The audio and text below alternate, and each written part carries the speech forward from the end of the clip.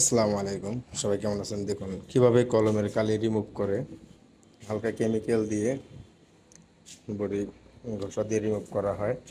আসলে কেমিক্যালের পাওয়ারটা কি, যে কলমের কালিটাও রিমুভ করে দেয়। অনেক সময় দেখা যাচ্ছে কলমের কালির জন্য বডি নষ্ট হয়ে যায়, এবং কি আদার্স কেমিক্যাল দিলে কালিটা ছেঁতড়ে হয়ে যায় আর নষ্ট হয়ে যায়। এটা কেমিক্যালের ব্যবহার জানতে হবে, এবং কি সঠিকভাবে কেমিক্যাল ব্যবহার করতে হবে, যে কোন কেমিক্যাল দিয়ে আমার কলমের কালি রিমুভ হবে। আশা করি যদি কারো প্রয়োজন হয় আমার সাথে যোগাযোগ করতে পারেন।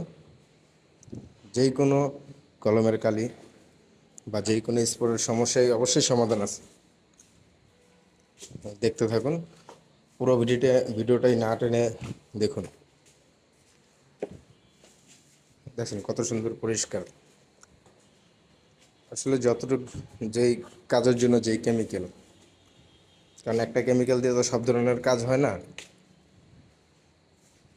যতটুকু প্রয়োজন ততটুকু ইউজ করতে হয়। স্ক্রিনে আমার নাম্বার দেওয়া থাকবে, অবশ্যই আমার সাথে যোগাযোগ করতে পারেন। আসসালামু আলাইকুম, ভালো থাকবেন।